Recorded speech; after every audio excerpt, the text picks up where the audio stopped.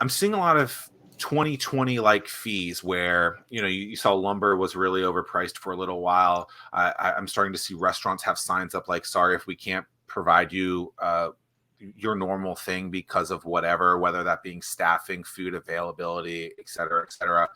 Have you guys had to see anything? Has there been stuff like that in your world where you can't get materials? And if yes, which I'm seeing you say yes, how have you handled kind of getting that price increase to other people?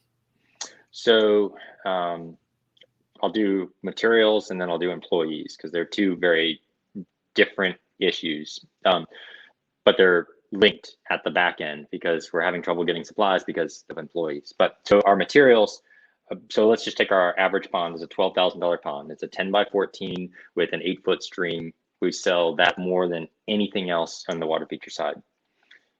Our cost of our actual materials, so our boulders didn't go up, but our cost of the actual materials, the plastic, the liner, the tubs, everything like that went up. We're at like almost, I think we're at 28% now. It was 22% until August 31st, and it just went up again. So we're at like 28% now that the cost of that has risen.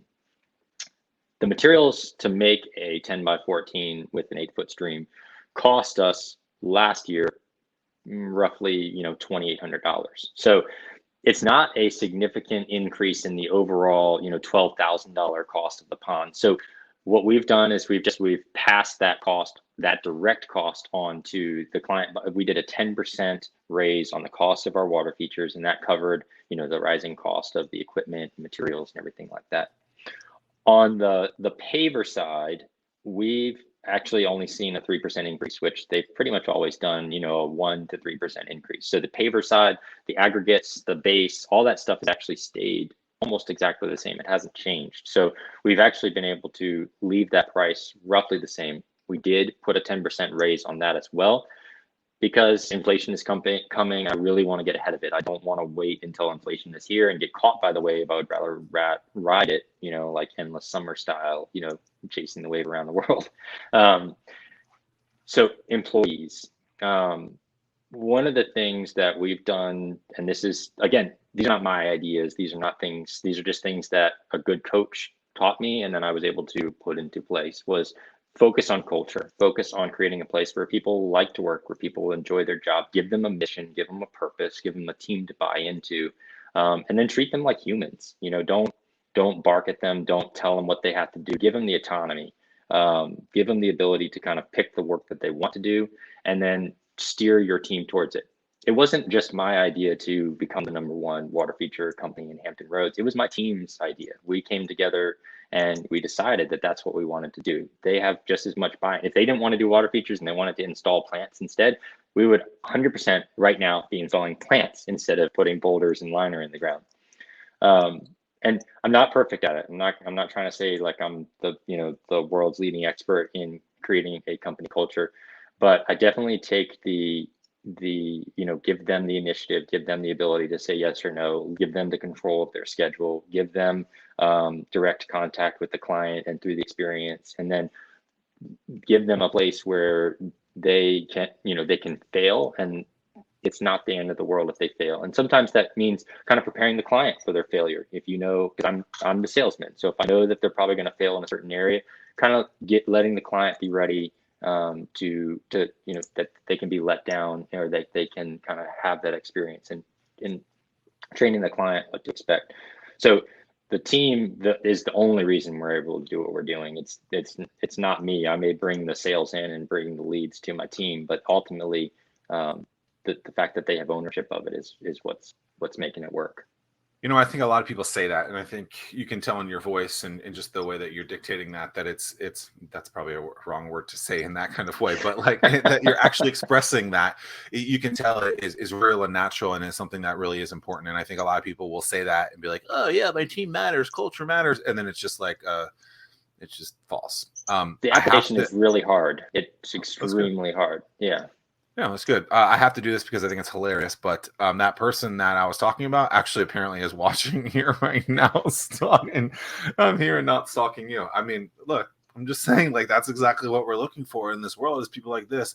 Now, Kim, I need you to slide me under $50,000 check under your house, and I'll take some pictures outside, and we'll call it a day. Like that's all that's necessary. But I mean, like, not to throw her under the bus, but I mean, that was the story, and she saw, and I appreciate her telling a chapter of my book to her networking group recently. So thanks, appreciate it, Tim. Yeah. So based on the culture you created, and as your business is growing, did you have to do anything to bring on additional staff? Are you experiencing the labor shortages that everyone else is facing right now? And is your culture what is making that easier, or are you facing the shortage just like everyone else is? So the only reason right now that I would say we have a shortage is because we're growing. And what we've done instead of just growing the actual company is we've just decided to grow our wait list, because I feel like that's the only way that we can comfortably do it. We have brought on 3 new people this year, but none of them were actually in the field. So I brought on somebody that I'm training to, or I'm not training, he's taking the initiative and becoming the CEO. I brought somebody on to help with actual production and creating, making sure the workflow is going smooth. And then we brought on one person he's actually, I guess he is technically going to be in the field, but we knew we needed another water feature install crew. So looking forward to next year when I need to have somebody installing water feature crew, I don't want to just like, hey, now we've got another water feature crew. I just hired you, go out there, create. I hired him over a year in advance, and I put him on one of our crews. I got him set up with his own truck, his own phone, he's got his own crew set up, but he's actually on one of our existing teams, and he's working there on that team to get trained, so that at the end of his 18 months of training or so, he's not just like if I didn't give him that training, I'm not just like sending him out into the world. I'm giving him all the experience. I'm paying him like he's a team lead. I'm giving him the ability to make the judgment calls, and we're also giving him the place to fail, in the same way that my other team leads have failed. Someone who's been directly involved within the startup community for almost a decade, I want to talk to you about a serious pain point: spending a ton of time trying to understand the business landscape in the 757. That's time that should be focused on growing the business. At Startwheel, we're here to help you by compiling all of the news you need to know about in one place. Now there's no need to search multiple websites. Just head to startwheel.org and see for yourself. That's startwheel.org.